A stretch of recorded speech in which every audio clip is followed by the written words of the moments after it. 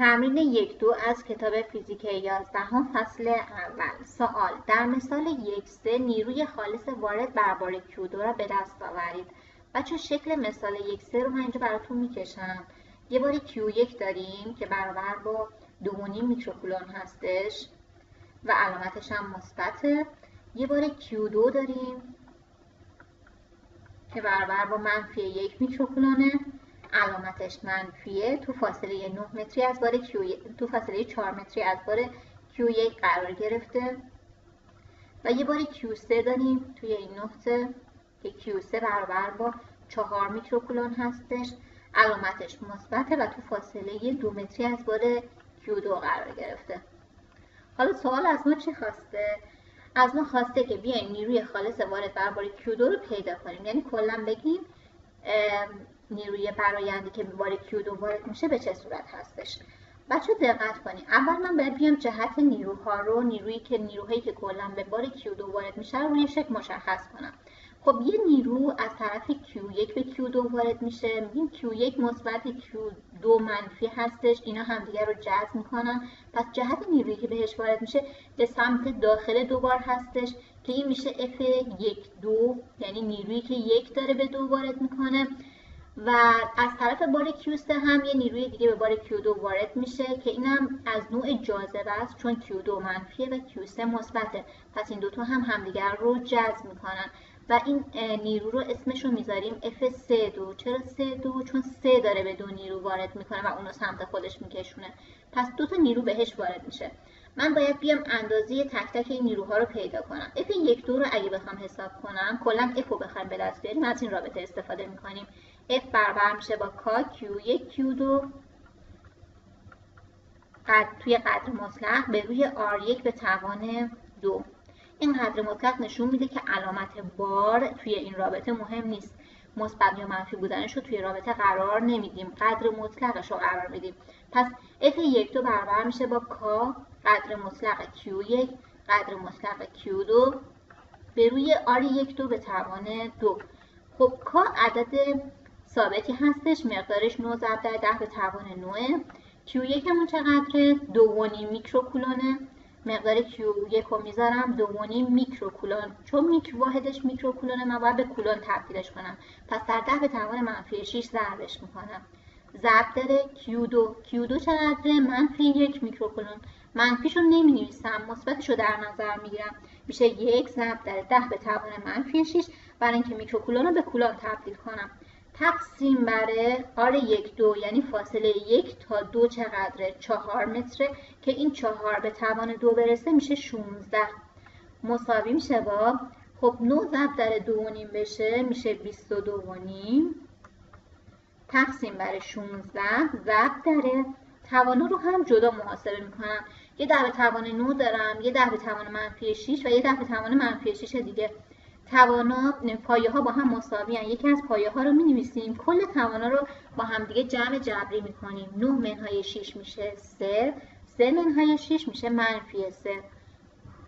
22.5 تقسیم بر 16 هم بشه میشه 1/4. پس کلا میشه 1/4 ضرب در 10 به توان -3. واحد چیه؟ نیوتن. پس F1-2 رو حساب کردیم. حالا میایم بردار F1-2 رو میخوایم در نظر بگیریم، ببینیم جهت بردارمون به کدوم سمته. بچه F1-2 از نظر برداری وقتی من میخوام بنویسمش به این صورت مینویسم، میگم اندازه F1-2 به دستش آوردیم شد 1.4 ضرب در 10 به توان -3، ولی وقتی که من علامت بردار میذارم یعنی جهتش رو هم میخوام حساب کنم. الان F1-2 در جهت محور X یا خلاف جهت محور X؟ بگیم در جهت منفی محور X، پس یه منفی آی کنار عددش قرار میدم، میشه -1.4 ضرب در 10 به توان -3 آی. این میشه بردار F1-2. من حالا باید بیام F3-2 رو هم به دست بیارم. F3-2 رو بخوام حساب کنم چی کار میکنم؟ میگم میشه K Q3 Q2 توی قدر مطلق به روی R2 به توان 2. خب مساوی میشه با K رو داریم 9 ضرب در 10 به توان 9 Q3 رو داریم 4 ضرب در 10 به توان منفی 6. این منفی 6 از کجا اومد؟ به خاطر اینکه 4 میکروکولونه، من میخوام به کولون تبدیلش کنم، پس در 10 به توان منفی 6 ضربش میکنم.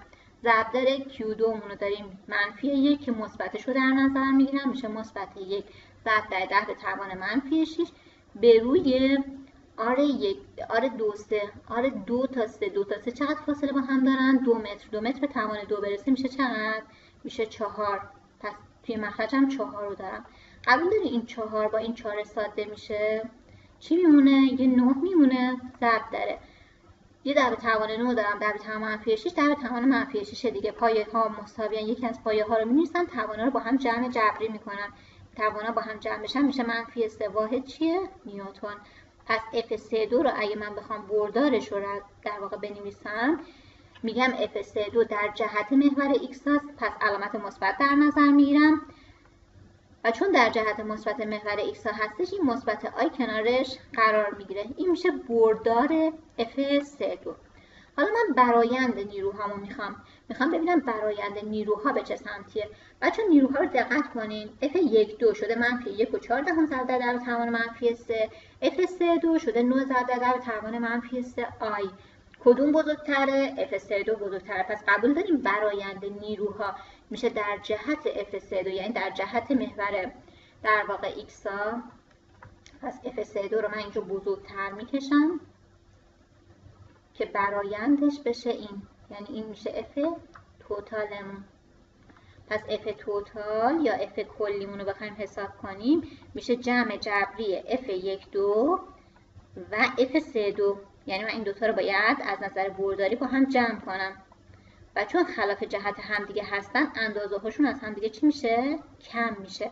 در واقع می نویسم منفی 1 و 4 دهم ضرب در 10 به توان منفی 3 به اضافه 9 ضرب در 10 به توان منفی 3. حالا میتونم آیش رو هم بیرون پرانتز فاکتور بگیرم و اینجا بنویسم. وقتی که من میخوام این دوتا عبارت رو با هم جمع کنم، ببینیم به چه صورت عمل میکنم. بچه ها معمولا توی این جمع ها مشکل دارم. بچه ها دقت کنین، من دوتا عدد رو میخوام با هم دیگه جمع کنم. میام از 10 به توان منفی 3 دوتاشون فاکتور میگیرم. 10 به توان منفی 3 رو مینویسم. عدد در واقع ضریب 10 به توان منفی 3 اینجا چیه؟ منفی 1 و 4 دهمه. ضریب 10 به توان منفی 3 اینجا 9 هستش. پس من کافیه بیام 9 رو منهای 1 و 4 دهم کنم و در 10 به توان منفی 3 ضرب کنم که جواب برای من به دست بیاد. این دوتا رو از هم کم کنم میشه 7/6 ضرب در 10 به توان منفی 3. یه آیم اینجا قرار میدم، آیا اینجا بذاریم، در واقع جهت نیروی ما هست.